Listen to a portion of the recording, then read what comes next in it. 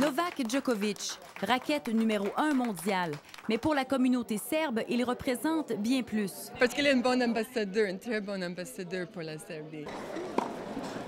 Le Serbe de 24 ans fait honneur à son pays et aux quelques 5000 membres de la communauté serbe du Québec.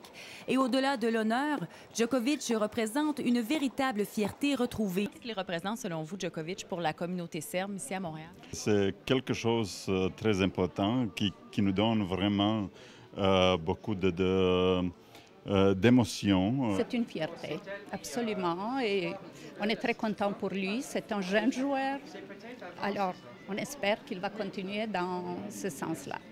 Pendant des années à la suite de la guerre en Serbie, plusieurs n'osaient plus afficher leur nationalité. On avait peur de dire qu'on est serbe parce qu'il y a eu beaucoup de mauvaises nouvelles, beaucoup de mauvaises choses, la guerre qui est arrivée.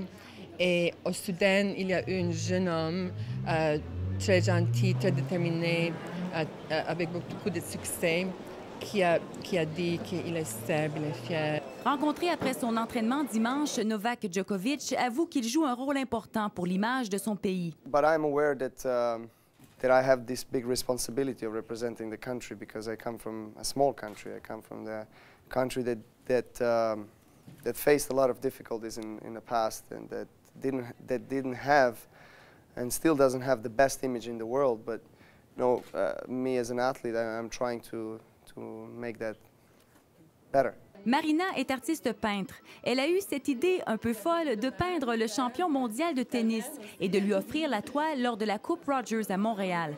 Un rêve pas si fou puisqu'il se réalisera lundi lors d'une cérémonie privée au Stade Uniprix. It's very nice, obviously I'm very flattered. En faisant ce tableau, Marina a réussi de faire une belle symbiose entre les deux artistes qui ont donné la meilleure chose d'eux-mêmes.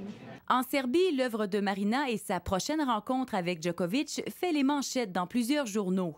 Et maintenant, il ne reste plus qu'à souhaiter la meilleure des chances à Novak Djokovic. Et pourquoi pas dans sa propre langue. Želimo ti sve najbolje i nadamo se da ćeš ostati broj 1 još dugo. Elisabeth Rancourt, TVA Nouvelles, Montréal.